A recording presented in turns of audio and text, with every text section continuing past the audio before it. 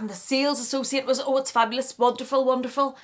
And I kind of thought I would be, and I'm a bit embarrassed to be admitting this, but I kind of thought I would be a bit embarrassed to say to him, no, actually, I don't want another confession time. It was one of those days in Chanel that there wasn't that much in store that I loved and wanted, and I wanted to buy something. It's true, and it's not, I'm not proud of it. I thought, of course I want that. Deep down, in there, you don't really like the colour. Hello there, welcome back to my channel. Thank you so much for joining me. Today I'm going to share with you 6 bags that I never ever should have bought, why I shouldn't have bought them, and why I went ahead and did buy them.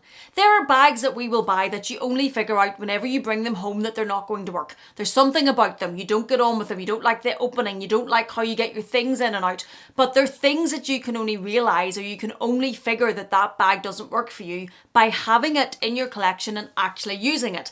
That makes total sense. That to me is the way it should be. That's fine. You bring it home, you learn. That's all part of the process of buying bags, figuring them out, this luxury handbag buying journey that we're on, and having a collection. That makes sense. What doesn't make sense are the 6 bags that I'm going to share with you when you buy them. But you know you shouldn't have in the first place. You knew the minute that you were buying them. You knew when you were standing in the shop, something was niggling at you, pulling at you. Some little doubt was telling you, no, don't do it. This isn't the right bag for you. There's something about it you don't like.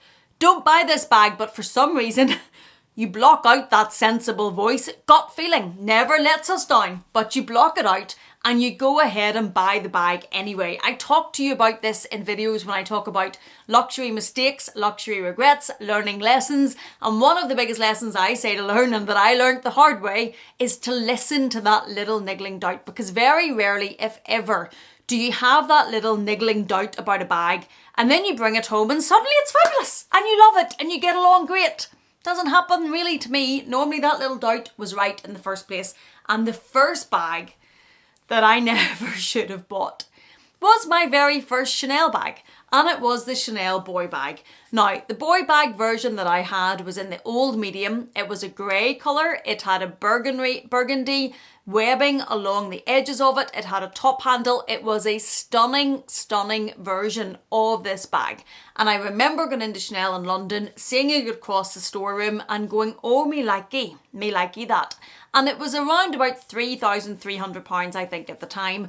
But when I tried that bag on, I knew it didn't work for me. I tried it on crossbody. I was still very much in my era of every bag must work crossbody. And I was pushing it down, pushing it down. Didn't work. Was just too short. I didn't like the way that it sat. I didn't like where it hit me. The sales associate was so, oh, it's perfect. Perfect, that's exactly where it's meant to be. Looks fabulous on you. Does it? And I knew there was a little nagging doubt. There was a gut feeling that this bag isn't right and that it just doesn't sit right. But I had got myself so wrapped up in the hype of being in Chanel for the first time. I couldn't really afford Chanel bags back then. Having the money to buy it, not really probably affording it, but being caught up in the whole experience of being in the Chanel boutique, looking at the Chanel bags, trying them on, loved this bag objectively to look at. Didn't look right on me, but I decided to block that out and not really listen to that. And the sales associate was, oh, it's fabulous, wonderful, wonderful. And I kind of thought I would be, and I'm a bit embarrassed to be admitting this, but I kind of thought I would be a bit embarrassed to say to him, no, actually, I don't want that, because he might think that I can't afford it, or he might think that I didn't want it in the first place, or I couldn't buy it in the first place. All of these thoughts. Now, please bear in mind that when I bought my first Chanel bag, I was a lot younger than I am now. I think I bought my first Chanel bag coming close to 10 years ago. I was not the same person I am now. I'm a lot more confident now. I would be a lot more confident in trying on bags and saying, no, it's not working for me, something about it, whatever. But back then I was embarrassed and I didn't want to say, no, this isn't for me, and I bought it.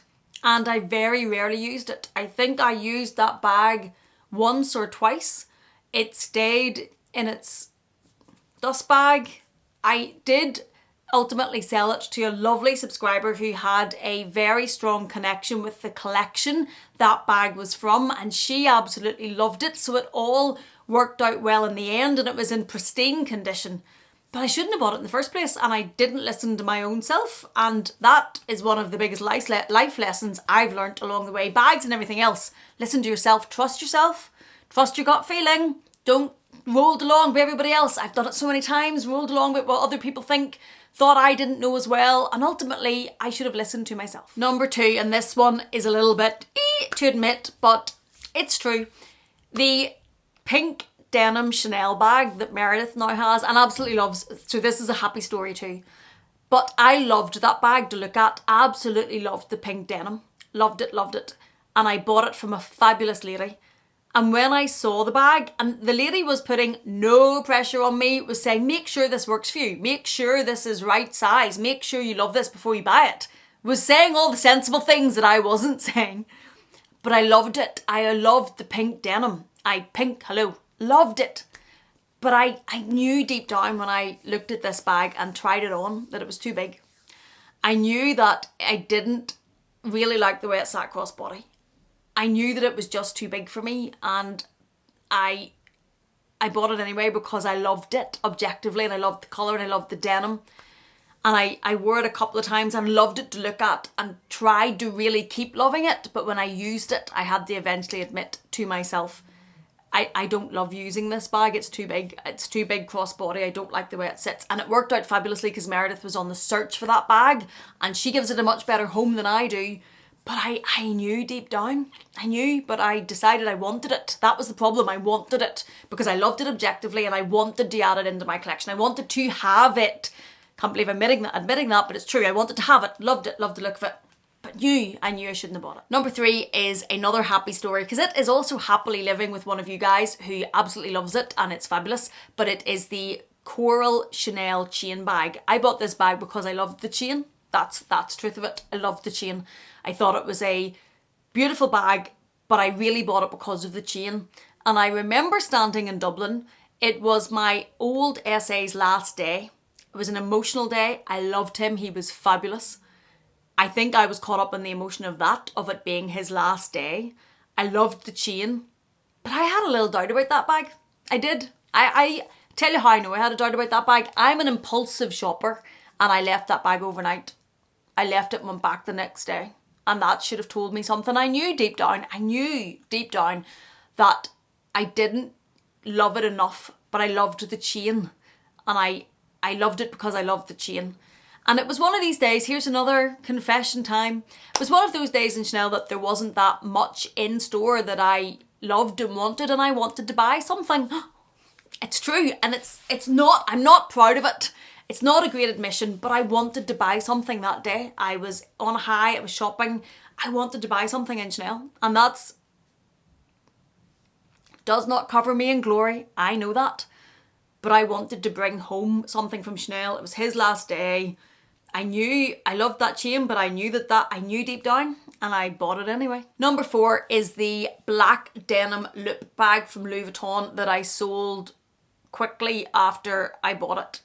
I liked the black denim. I thought it was edgy, but let's stop making up stories. Let's tell you the truth about it. I was in London with Louis Vuitton, and I was very much on a high being in London with Louis Vuitton. We were going to the fashion show. I wanted to buy something. I did buy a couple of other things, but I wanted a bag because I'm a souvenir shopper and I wanted to mark that, and I felt like I should buy it there, and they didn't have it. I ordered it into Dublin and I actually bought it on the opening of the new store in Dublin. But even then, when I tried it on, I knew deep down that I liked it, but I didn't love it. I didn't. It's black denim. It's not really where I go. And I did like it, but I knew I didn't love it. But I bought it anyway and tried to convince myself that I loved it. Didn't like the opening. Watch the review of that if you're interested in that bag. Drove me mad. But even without the opening, I knew I didn't love it enough, but I bought it anyway because it was the opening of the store and it was all hyped and it was Christmas and I wanted to buy it, and I knew I shouldn't have. Number 5 is the Chanel Gabrielle bag. I saw this bag on Fashionably Amy's channel in the burgundy. That is the specific one that I wanted, in the burgundy. Didn't even really think about the shape and all those chains. Loved it, wanted it. So I got it ordered into Chanel, the fabulous SA I'm telling you about who's left, found it for me, tracked it down, got it ordered in, and I went to collect it. When I looked at it in the box and sitting on the counter, loved it, loved the leather, loved the colour, loved the big strap that went with it. I couldn't get on with those chains. I remember standing in the shop and SA was fabulous, was not putting pressure on me myself. Was standing in the shop thinking, I love this, but I can't get on with those chains. I couldn't figure out a way to put it on, to make it sit that I loved. Every way felt awkward, like this, like, don't like that. Not don't like it, but awkward, don't love it. So loved the look of the bag, loved the colour, couldn't get on with it, couldn't figure out how to wear it, bought it anyway. Thought he's ordered this in for me, I love it, I'll figure this out. I'll figure out how to wear this, I'll make these chains work, it'll be fine. And of course I never did. I never fully got on with that bag. I wore it a couple of times, but I never really loved wearing it because I couldn't really work out how I wanted to wear it. And I knew that in the shop. Shouldn't have bought it anyway. Lost a fortune on that bag. Ugh, don't even want to think about that. And number 6 is the Chanel mini rectangle in the caramel lambskin. I bought this because it was the next big colour and there was a lot of hype about this colour. And I wanted to have it. And I had FOMO. I had fear of missing out of this colour. And I love Chanel minis. I thought, sure, what? You'll love it anyway. I don't really like brownie caramelly colours. And it was a friend of mine who is a fabulous Chanel collector who was able to get this piece for me and said, I can get this for you if you wanted. So when I had the opportunity to get it, and it was a colour that was very hyped, people were talking about it, it was a rectangle mini, I thought, of course I want that. Deep down, in there, you don't really like the colour? Oh, we'll not worry about that little detail. We'll not worry about the little detail that you actually don't like the colour that the bag is. I think I used that bag once ever. Because of the colour, I just didn't love it. But I got FOMO, I was offered the chance to have it, I thought I want to have it, it's the next big colour, I want to have it. And I'm trying, I have hopefully grown a little bit since that. Chanel minis would be one though that I would still be very much at risk of because I just love them. And I love colours in them and I would, yeah. But I knew that colour was never going to get along with me and I was going to get along with it. But I bought it anyway. So these are the 6 bags that I never should have bought. Why I shouldn't have bought them, and very embarrassingly and cringely and mortifyingly why I went ahead and bought them anyway, not showing my best self there or my best traits and characteristics. But I hope you handbag lovers understand. Let me know what you've thought about this little confessional story time. What do you think about the reasoning for buying them anyway? Would you ever get caught into those traps, even in your own self, not anybody else but you yourself? Or would you always listen to your gut? I'm getting much better at listening to my gut, much better at not ignoring that little niggle. And that's one of the biggest lessons I've had to learn, but an invaluable one. Thank you so much for watching this. If you enjoyed it anyway, please do consider giving it a thumbs up. If you haven't yet, please do consider subscribing. And if you're not done with me yet, I'm going to leave another video for you on the screen to enjoy. Thank you so much for being here. Thank you for watching me. Please take care and I will see you again in the next one.